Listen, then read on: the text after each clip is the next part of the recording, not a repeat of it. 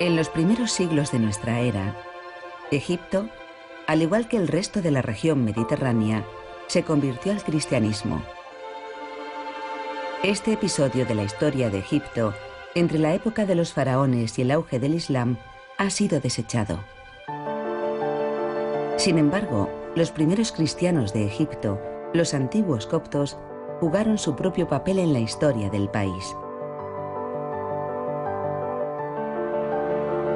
Olvidados durante cientos de años, no fue hasta el siglo XIX cuando los coptos fueron redescubiertos como resultado de excavaciones realizadas por el arqueólogo francés Albert Hayet en la antigua ciudad de Antinópolis, en el Egipto Medio. Dentro de las necrópolis de Antinópolis, que también desenterró, Albert Hayet encontró objetos, tejidos de colores brillantes y cientos de momias coptas excepcionalmente bien conservadas. Pero después de llevarlas a Francia, este valioso hallazgo fue confiado a los polvorientos almacenes de universidades y museos. Un siglo después, un equipo del Louvre redescubrió los valiosos hallazgos mientras repasaba el inventario del museo.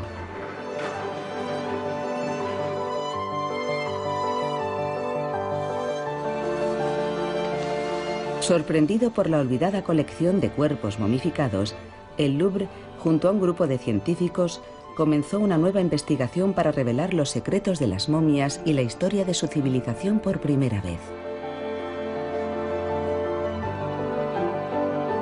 Las momias coptas de Antinópolis.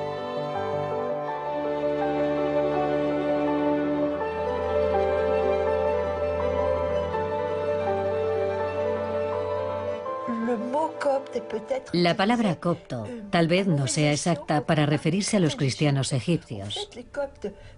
De hecho, los coptos eran egipcios que al final, tras un largo periodo de tiempo, se convirtieron al cristianismo. Situada a la orilla del Nilo, Antinópolis proporciona una ventana ideal a través de la cual podemos analizar y entender la transición de Egipto al cristianismo. Los 5.000 objetos y muestras de tejidos y las 39 momias encontradas en Antinópolis pueden utilizarse para medir los inmensos cambios que la religión cristiana supuso para la vida diaria de los egipcios. Pero este es un proceso largo. El Departamento de Conservación del Louvre se ha pasado los últimos 15 años analizando e identificando toda la colección. Como resultado del valor de la colección de Antinópolis y de los misterios que conlleva, la directora del proyecto, Janet Lynch, decidió que estos extraordinarios hallazgos arqueológicos debían ser analizados por un equipo científico multidisciplinar. Hasta ahora, los estudios de las momias se habían centrado en especímenes individuales, pero nunca en una colección de 39 momias. Como tenemos muy pocos datos arqueológicos, tenemos que acudir a la ciencia y luego hacer que estas momias compartan sus secretos. Médicos, físicos, dentistas y químicos, todos trabajando voluntariamente y fascinados por el antiguo Egipto. Para ellos, los primeros siglos después de Cristo están envueltos en un halo de misterio. Al contrario que la época de los faraones, que se ha estudiado extensamente, de esta época nos faltan conocimientos y marcos de referencia. Eclipsadas por las sombras de las pirámides, las momias de Antinópolis aún ocultan los secretos de su pasado, su civilización y su cultura. Esta investigación será tanto científica como profundamente humana. Al estudiar estas momias, es importante que restablezcamos el vínculo arqueológico perdido con la excavación de Antinópolis. No podemos conformarnos con estudiar cadáveres y pruebas de una época en concreto. Tenemos que reconstruir la historia de este pueblo.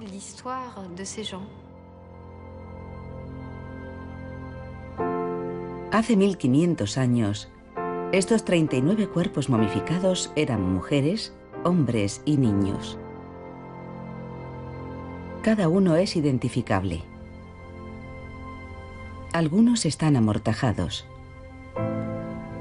otros desnudos y otros con ropa, otros recubiertos de oro.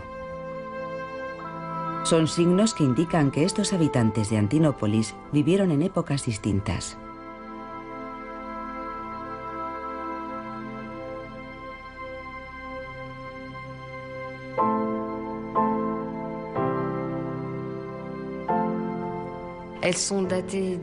Datan entre el periodo romano, siglo III después de Cristo, y el periodo bizantino, alrededor del siglo VII después de Cristo. Así que son anteriores al periodo islámico en Egipto.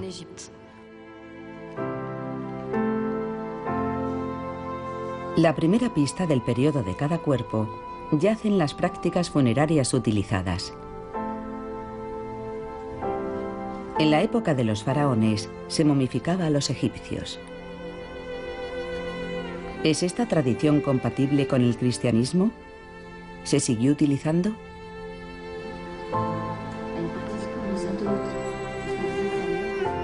Ya en su primera sesión, los investigadores descubrieron prácticas que no se esperaban. Aunque la momia no tiene rostro y tiene una pierna rota, su cuerpo está casi intacto y excepcionalmente bien conservado. Se podría escribir una novela con esto, desde las agujas en sus cabellos a la reconstrucción de sus pechos y al collar. Es una chica pin-up de Antinópolis. Estos pechos fueron reconstruidos. No solo es que haya tierra en ellos porque estén dañados, hay tejido debajo. Hay fragmentos de tejido que se han situado bajo la piel del pecho para reconstruir su forma natural. Era una práctica habitual de la época, pero en este caso resulta impresionante. El pecho había sido reconstruido y también parece que hay un fragmento de relleno situado en el abdomen, porque normalmente los estómagos de las momias están totalmente huecos. Es sorprendente, porque esto no es muy común. Era habitual en la época romana. No solo se hacía por estética, también se hacía por las creencias tradicionales de los egipcios con respecto a la vida después de la muerte. Creían que tendrían una vida similar a la terrenal. Por lo tanto, querrían conservar el mismo cuerpo.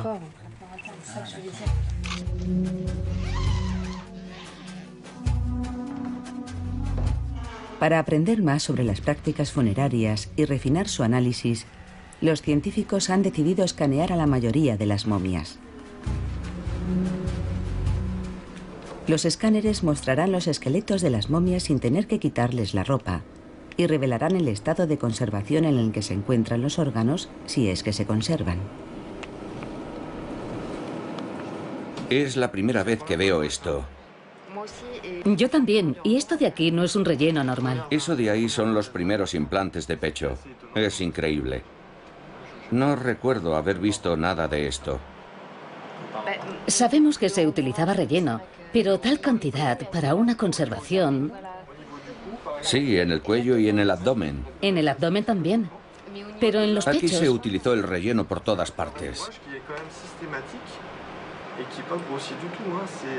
El método utilizado para momificar el cadáver de esa mujer es muy similar al utilizado por los antiguos egipcios, en el que el relleno sustituye a los órganos extraídos del cadáver. Sin embargo, no todas las momias parecen haber sido vaciadas.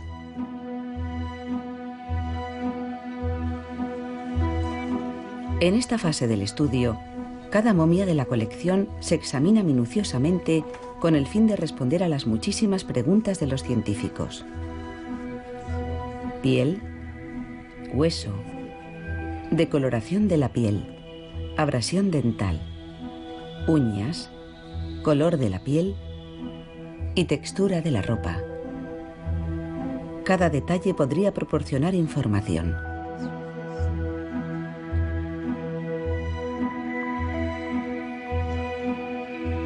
No se deja nada sin analizar.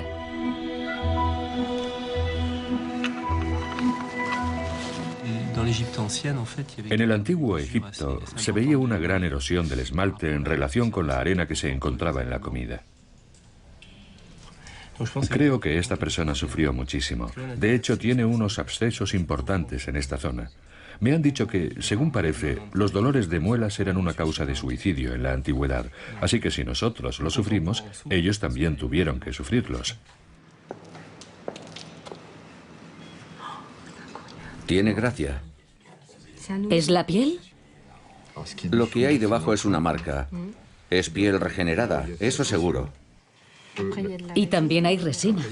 Y hay algo negro. La queratina de la uña ha desaparecido. El resto de la capa superficial de la piel también se ha disuelto, lo que le da este aspecto blanco. Normalmente los científicos pueden fiarse de los registros de las excavaciones realizados por arqueólogos. Proporcionan una información contextual muy valiosa. La colección de Antinópolis es un tesoro silencioso. No hay fecha ni análisis de los especímenes.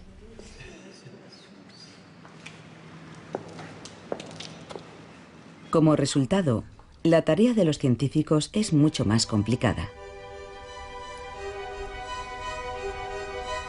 Albert Gallé, el arqueólogo francés que encontró las momias de Antinópolis, comenzó sus primeras excavaciones en 1896. En aquella época, aún no sabía qué era lo que quedaba de la antigua ciudad. Los monumentos originales, el Arco del Triunfo, el pórtico de la ciudad o su teatro. En la superficie solo se veían montículos de arena.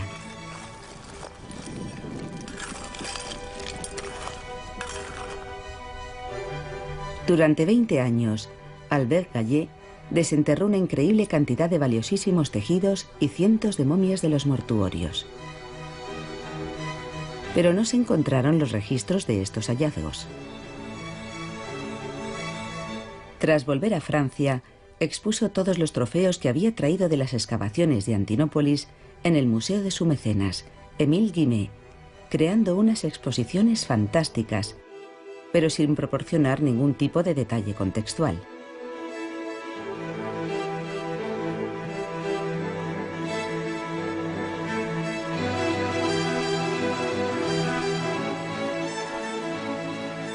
Albert Gallé situó las vitrinas de tal modo que la ubicación de los hallazgos no reflejaba ningún tipo de veracidad arqueológica.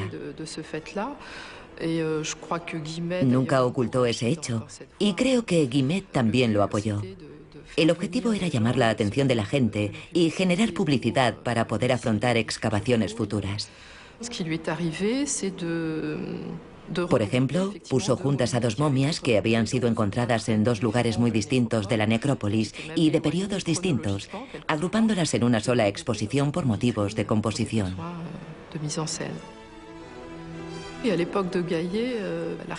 En la época de Gallé, la arqueología no era una ciencia tan exacta como puede serlo hoy. Entonces no se tomaban muestras tal y como se hace ahora. Utilizó varios métodos disponibles en su época.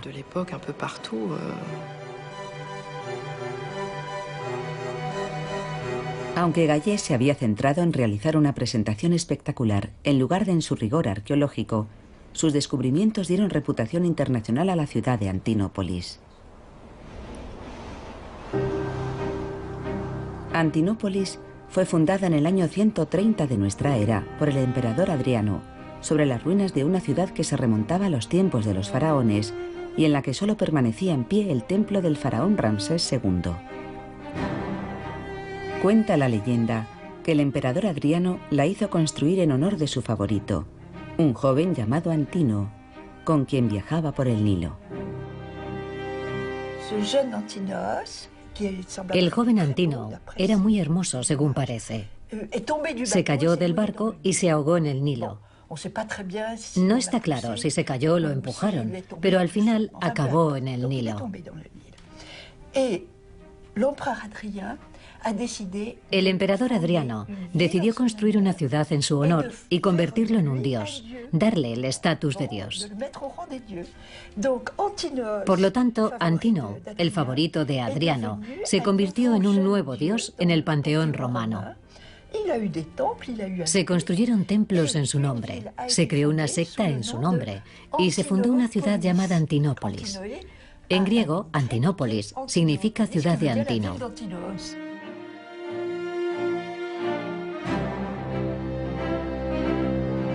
Más allá de la leyenda, los auténticos motivos que llevaron a Adriano a construir la ciudad fueron principalmente económicos y políticos. El emperador Adriano quería crear una capital regional en el corazón de Egipto, consolidando su poder sobre un territorio que llevaba siglo y medio formando parte del Imperio Romano.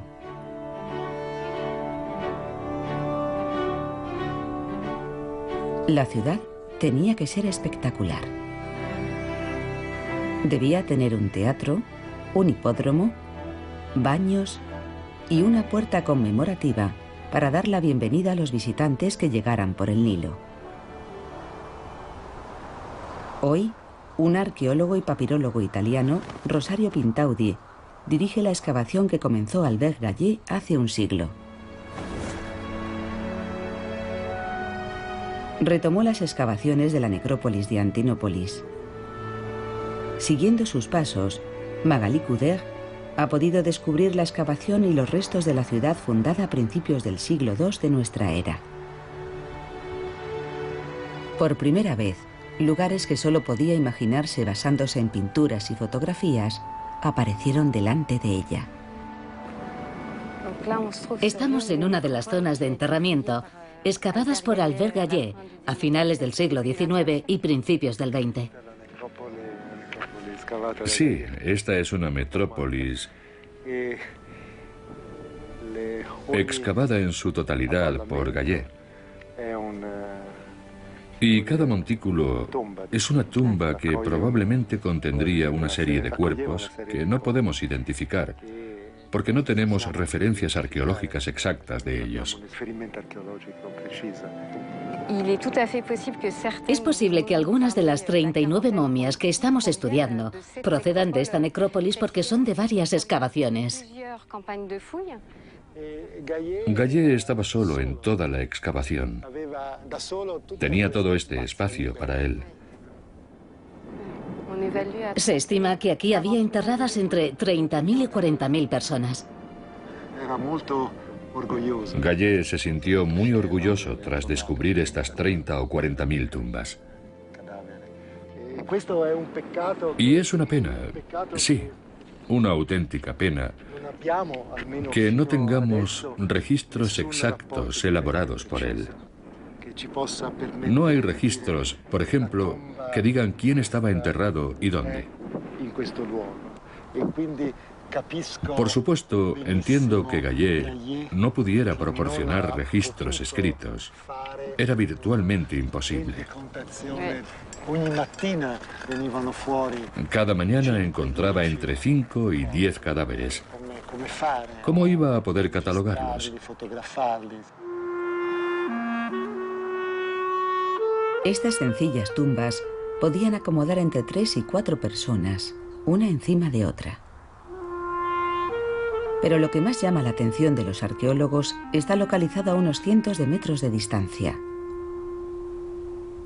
La necrópolis conmemorativa. Solo se conservan las ruinas. Fue diseñada para personas más ricas que eran enterradas en cámaras familiares. Los vivos venían a homenajear a los muertos organizando banquetes en la explanada central.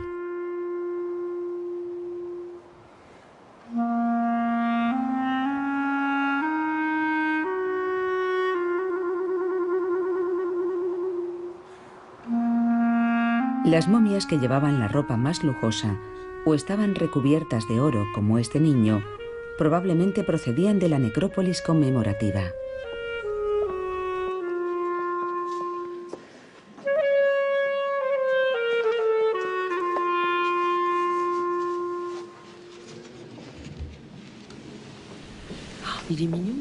Es guapo, mira qué carita. Tiene dientes. Así que no es tan joven. Se puede ver la depresión en las fontanelas. Qué raro. Tiene manos muy pequeñas. Mira qué manos tan pequeñas. Las uñas. Mira qué uña. Aún así, no es muy mayor, ¿verdad? Se puede ver que la capa está muy arrugada. Sí. La capa de oro siguió la retracción de la piel en el cuello y en el labio es muy suave. Y en los ojos empieza a arrugarse de nuevo. Bueno, no demasiado. En la ceja está muy suave. Trataremos de ver cómo se ha pegado a la piel. Tenemos que averiguar si se aplicó algún producto con ese fin o no.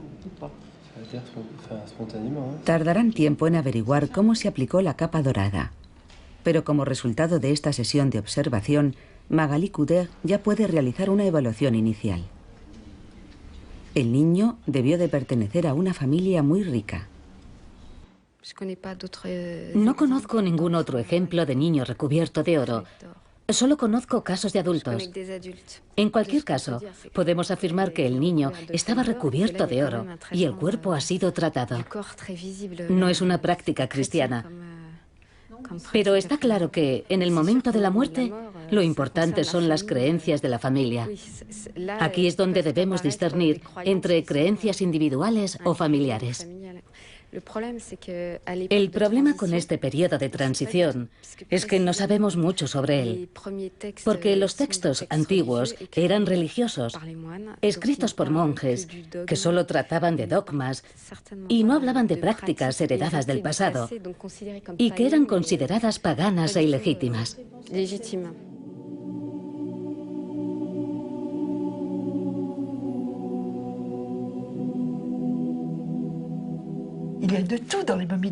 Hay un poco de todo en las momias de Antinópolis. Algunas eran ricas y otras menos. Para el estudio de la población, se trata de un episodio de transición entre la desaparición gradual de la religión tradicional y sus prácticas funerarias, y la llegada y difusión de una nueva religión, el cristianismo, que tenía sus propias prácticas.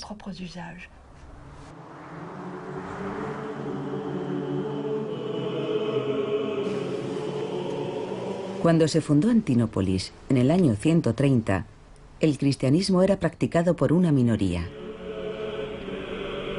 A pesar de la prohibición de Roma, esta nueva religión se expandió por todo el Imperio Romano, especialmente en Egipto, donde se practicaba en secreto.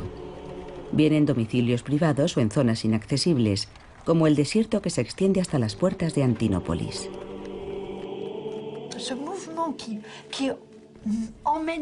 Este movimiento llevó a la gente al desierto, tanto hombres como mujeres, porque también había mujeres, porque buscaban la soledad, querían abandonar el mundo, dejar la sociedad e ir al desierto a buscar a Dios. Dios está en el desierto, Dios está en la soledad. Es un movimiento interesante que se desarrolló a finales del siglo III y principios del IV, cuando la situación empieza a cambiar en Egipto.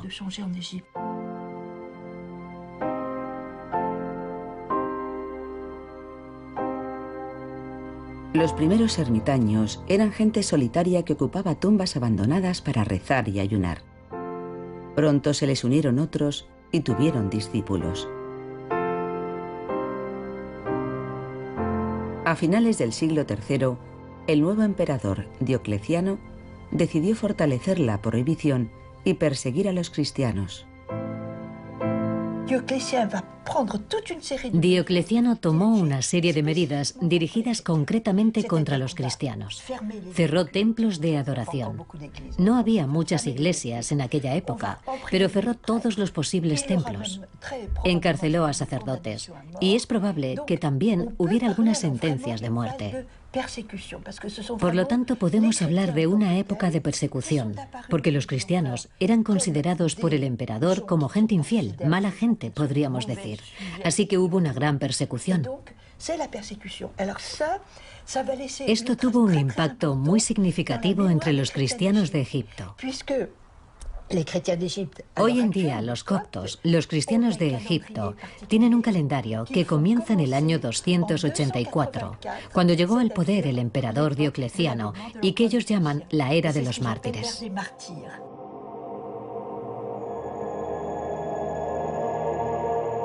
En el año 312, pocos años después del reinado de sangre de Diocleciano, el emperador Constantino proclamó la libertad de religión.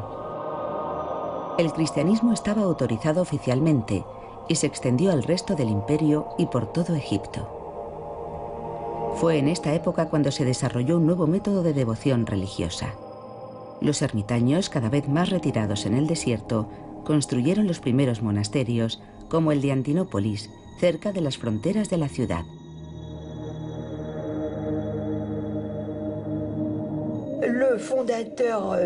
El fundador del cenobitismo fue un egipcio llamado Pacomio, y todo el movimiento monástico partió de él y se extendió al mundo entero. Hablamos de los monasterios cristianos.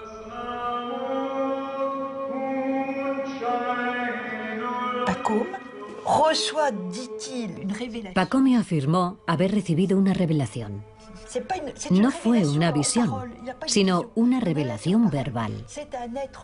Un ser divino le dijo: quédate donde estás, en el Alto Egipto, y miles de hombres se unirán a ti. Así que fundaron el primer monasterio. Ora et labora, reza y trabaja. Había que compartir el tiempo entre las oraciones y el trabajo para mantener a la comunidad. Los monjes de la antigüedad no se separaban de sus familias ni de la vida laboral. Comerciaban con pueblos y ciudades, vendiendo las cuerdas y cestas que producían, y practicaban una amplia variedad de trabajos de artesanía, como tejer. Los escribas monásticos eran responsables de proporcionar una narración escrita de la fe cristiana. Aunque sabemos bastante del estilo de vida de los monjes, hay muy poca información sobre el día a día de la población copta. Rosario nos abre las puertas de su taller para mostrarnos los fragmentos de papiro descubiertos en la excavación de Antinópolis.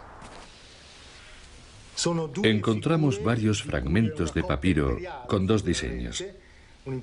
Esta es una pareja imperial, el emperador y su mujer, ambos montados sobre un carro tirado por animales fantásticos. Questo invece è una cosa particolare. Esto es un texto pagano, la Odisea de Homero.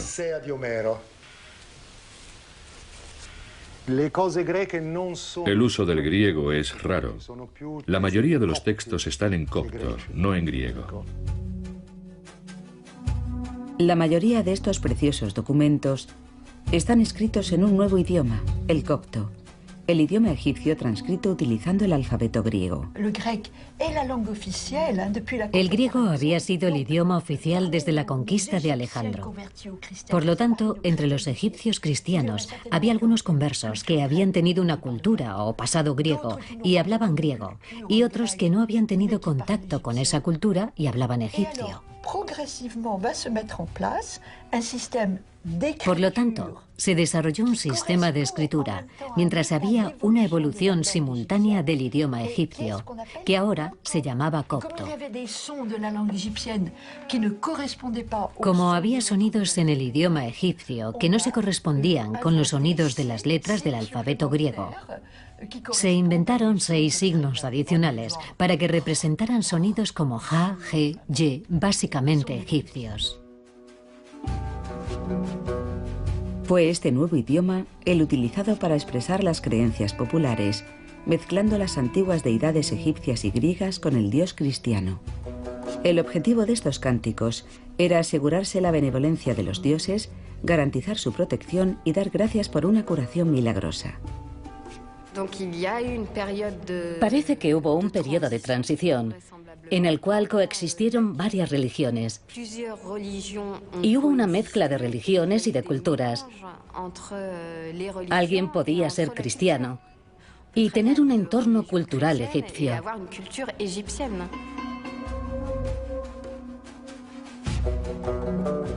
La lana, encontrada en la ropa que llevaban las momias de Antinópolis, muestra el cambio en las creencias.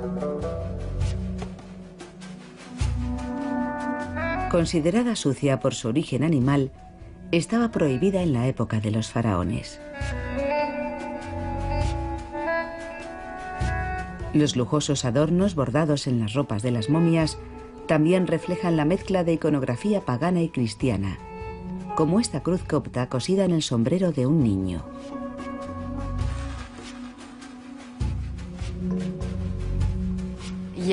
Gracias al carbono 14, varios tejidos han sido datados en periodos cristianos, como el siglo VII, pero aún estaban decorados con motivos griegos.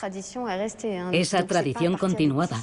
Por lo tanto, la ropa no nos determina la religión de un individuo.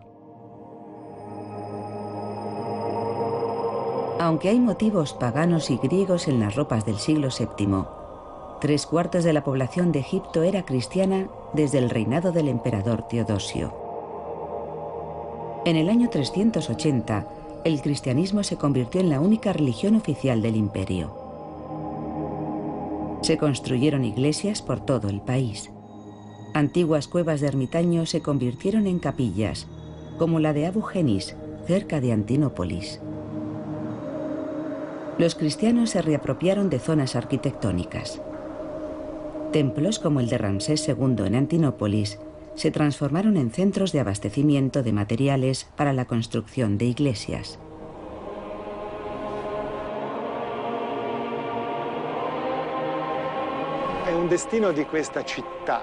Esta ciudad estaba destinada a reutilizar constantemente material que ya había sido utilizado antes.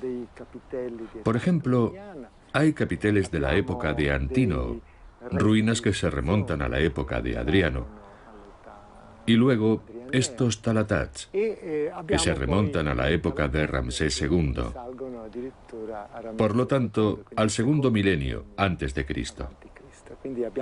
En el caso de este monumento, sus materiales datan de épocas muy distintas.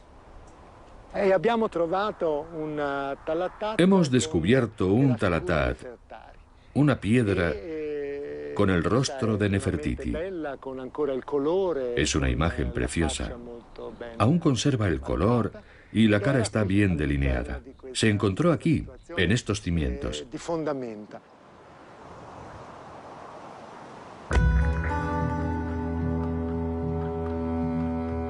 Por primera vez en la excavación de Antinópolis, esta columna y su capitel estarán en su lugar original de la basílica. El equipo de Rosario Pintaudi ha decidido utilizar una técnica similar a la utilizada por los habitantes de la antigua ciudad. Es una maniobra muy peligrosa. Espero que salga bien.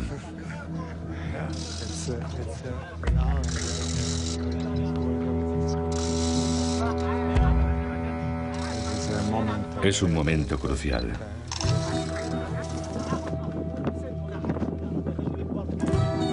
Este acto, que simboliza el ingente trabajo de restauración que ha tenido lugar en la excavación desde que el arqueólogo francés Albert Gallet finalizara sus excavaciones, ha llevado a otro descubrimiento. Bajo el capitel hay un símbolo cristiano, una cruz roja con un círculo, el crisma. Es muy importante para la reutilización y la cristianización de elementos arquitectónicos en el período cristiano. En el capitel tenemos el número 5, porque cada columna está numerada. Este es el capitel de la quinta columna de la iglesia.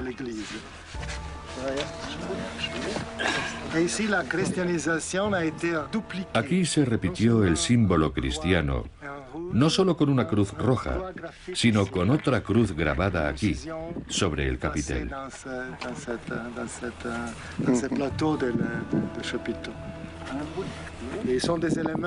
Estos diseños cristianos no son visibles.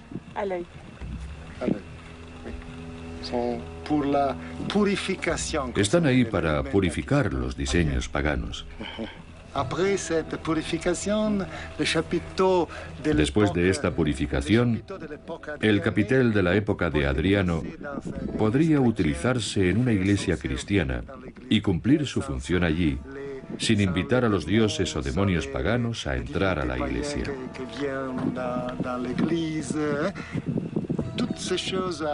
La cruz los mantenía a todos a distancia.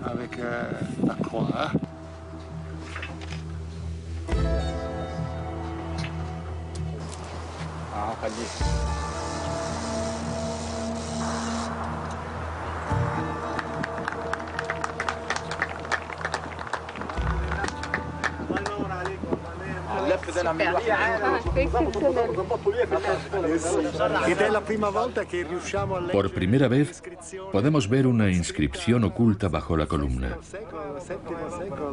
Los habitantes de Antinópolis debieron de ver esta columna tal y como está ahora. Por fin está visible. Estoy muy contento.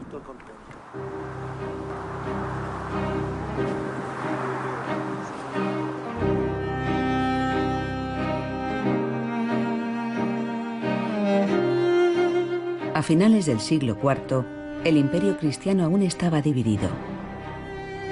Los cristianos ya no solo estaban enfrentados a los paganos, sino también entre ellos. Las disputas internas se incrementaron. Varios patriarcas y arzobispos que no estaban de acuerdo con el poder de Constantinopla fueron exiliados al gran oasis de Carga.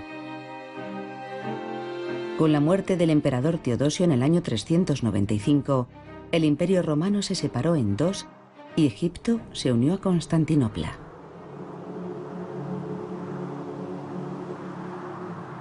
El resultado fue una lucha interminable entre cristianos sobre la naturaleza de Cristo.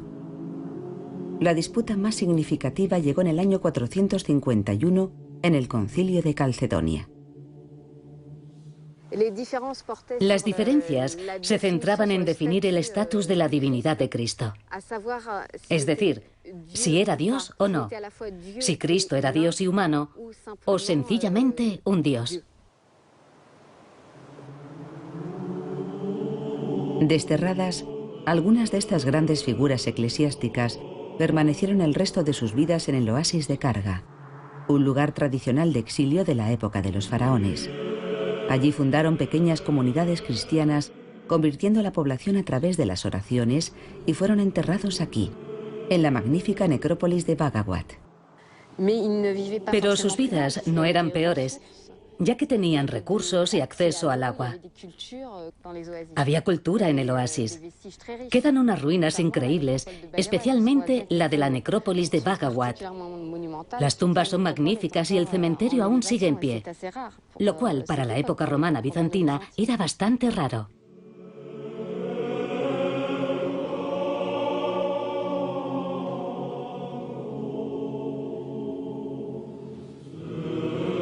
Unos murales increíbles adornan el interior de dos capillas de Bhagawat. La capilla del Éxodo y la capilla de la paz reflejan el paso de una religión a otra. Los diseños de la capilla del Éxodo describen historias del Antiguo Testamento, pero un símbolo muestra pruebas de una influencia antigua que se remonta a la época de los faraones. El Ankh, un símbolo de la vida para los antiguos egipcios, también era utilizado por los coptos. En la excavación de Antinópolis, Rosario Pintaudi también ha encontrado restos del Ankh.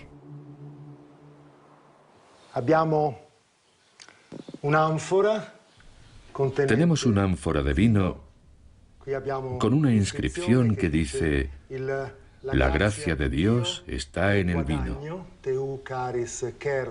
Esta no es una jarra egipcia. El vino se importaba a Antinópolis, se bebía y se disfrutaba. Luego tiraban las jarras vacías, y este fragmento que ven ustedes aquí se ha conservado. También hemos encontrado los restos de unas tapas con forma de cruces, y este agujero era para hacer fermentar el vino, permitiendo escapar los gases.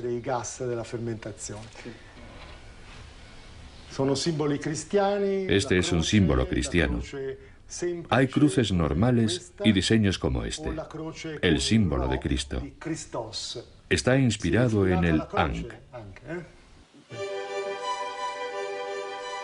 El vino ocupaba un lugar prominente en las vidas de los cristianos de Antinópolis. La tierra aún estaba cubierta de ánforas rotas que se remontan a los siglos V y VI y reflejan la riqueza y prosperidad de la ciudad en su momento álgido. Los resultados de las pruebas científicas confirman que la ciudad era rica. Las 39 momias vivieron de forma confortable durante sus vidas. A lo largo de un periodo de más de 500 años, los habitantes disfrutaron de un buen estilo de vida sin tener en cuenta la edad, género o estatus social. No hay pruebas de ninguna epidemia concreta, ni enfermedad, ni sufrimiento. Los esqueletos no están especialmente dañados, ni mostraban fracturas o problemas de crecimiento. Estaban sanos y comían muy bien, así que Antinópolis era una ciudad rica. Eso ya lo sabíamos, pero el estudio de estos individuos lo ha demostrado. Su dieta predominantemente vegetariana demostró ser idéntica a la dieta de los egipcios bajo la época de los faraones, lo que significaba que durante 4000 años las prácticas agrícolas alrededor del Valle del Nilo permanecieron inalterables. Esta información, obtenida estudiando pelo, piel y muestras de dientes y a través de escáneres y pruebas de ADN de las momias, también nos ha proporcionado una prueba del periodo de transición entre varias religiones en forma de diferentes prácticas funerarias.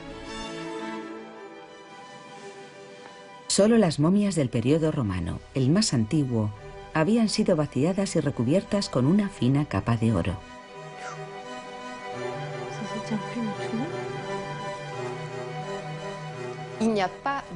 Ninguna de las momias de la época cristiana había sido vaciada. Iba contra la religión cristiana. La idea de conservar el cuerpo estaba ahí, pero no se podía dañar la integridad del cuerpo. Nunca.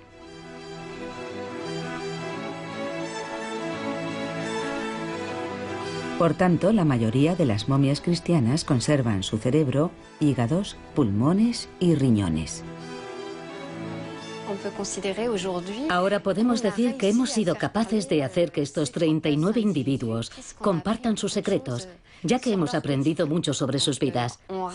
Podemos vincular los elementos que encontramos a través de un análisis científico con la historia, con datos reales.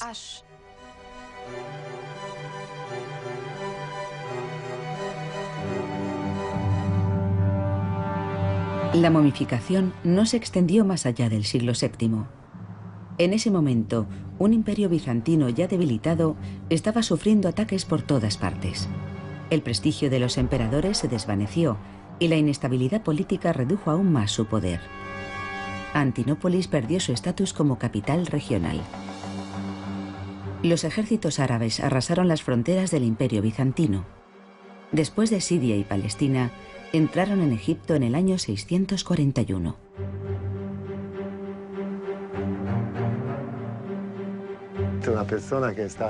Este dibujo describe una batalla con imágenes de soldados a caballo, arqueros, armaduras y escudos. Representa la transición entre dos mundos. Por un lado, el imperio bizantino, a medida que pierde Egipto, y por otro lado, la llegada del Islam. Es probable que esta sea una escena del último periodo imperial del cristianismo en Egipto.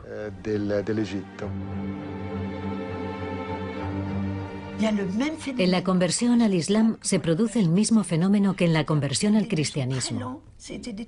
Al principio es un cambio muy lento, pero de repente, ¡pum!, se extendió. En el año 706, una ley prohibiendo el uso del copto en documentos oficiales condenó a muerte al idioma y a su cultura.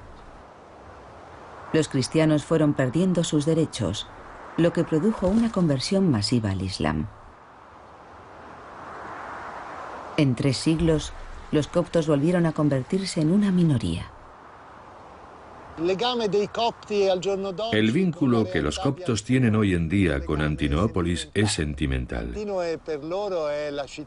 Para ellos, Antinópolis es la ciudad de los mártires, la gran ciudad cristiana que cayó en manos de los árabes. No creo que los coptos de hoy en día tengan ningún vínculo con los de la época de los faraones. Es muy raro porque a la vez los coptos de hoy en día afirman ser los auténticos egipcios. Dicen que no son árabes. Ellos son los auténticos egipcios, pero a la vez, en mi opinión, están bastante despegados de su pasado. Sus prácticas litúrgicas y oraciones son más parecidas a las del mundo bizantino que a las de la tradición egipcia.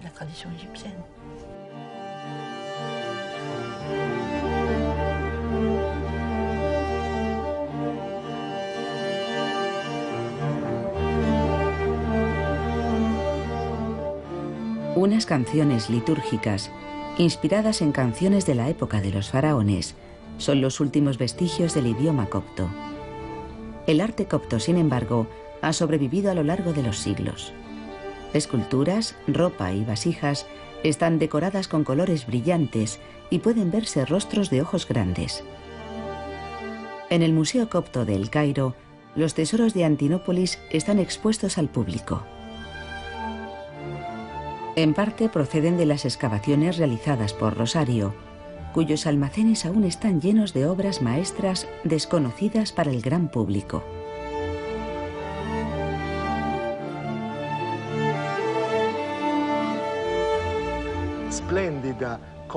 Tenemos restos de un cuenco de cristal magnífico, decorado con motivos pictóricos en la parte delantera y en la trasera.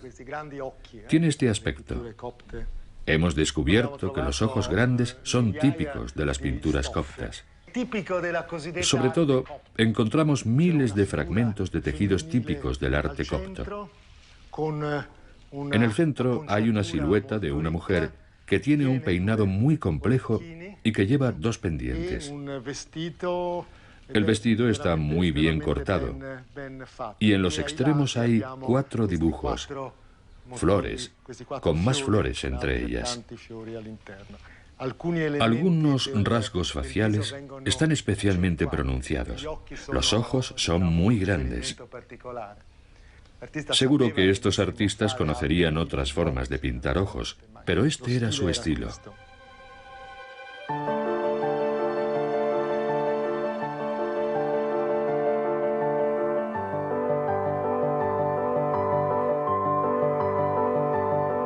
El arte copto, de las primeras etapas del cristianismo, se habría perdido si un puñado de entusiastas como Albert Gallé no se hubieran comprometido a encontrarlo. La Exposición Universal de 1900 le dio a Albert Gallé la oportunidad de presentar los tejidos coptos al público. La mayoría se recortaron para destacar los maravillosos patrones que los adornan. La inmediata reacción fue positiva, con periodos declarando la coptomanía. La Exposición Universal del año 1900 fue un evento clave para los textiles coptos. Hasta entonces nadie había expuesto de tal modo momias del periodo romano o bizantino. Era algo totalmente nuevo que generó una gran cantidad de entusiasmo en todo el París de la época. Artistas, poetas y diseñadores se inspiraron en ellos. Sí, tuvo mucho éxito. El diseñador italiano Mariano Fortuny adoptó la rica ornamentación de los diseños para crear unos vestidos inspirados en la cultura copta.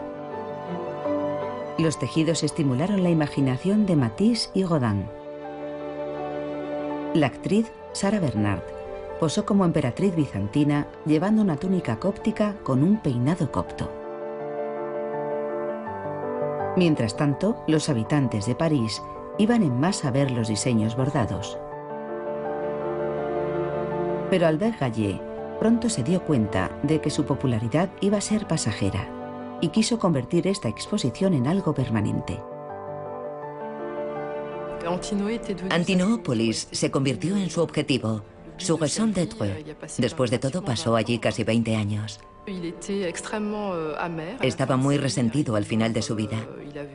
Tenía solo 60 años cuando murió, por lo tanto no era muy viejo. Pero estaba agotado por no haber podido encontrar suficientes recursos para llevar a cabo sus campañas. Cada año tenía que luchar para encontrar nuevos inversores y nuevos patrocinadores. Su sueño era abrir en París un museo dedicado a Antinópolis.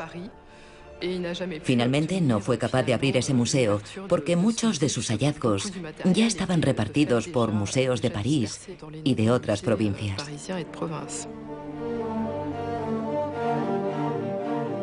La mayoría de las momias de las excavaciones de Albert Gallé se perdieron o se destruyeron en las 2 guerras mundiales.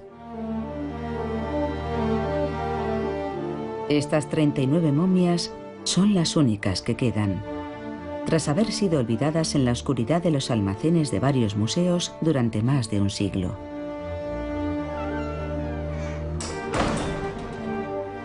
Hoy, arqueólogos del Louvre y las últimas tecnologías se combinan para permitirles participar en un ballet virtual. El estudio científico proporciona solo un eslabón en la larga cadena de investigación que nos espera en un futuro, pero nos ofrece unos buenos cimientos sobre los que levantar el edificio del conocimiento de la antigua civilización copta.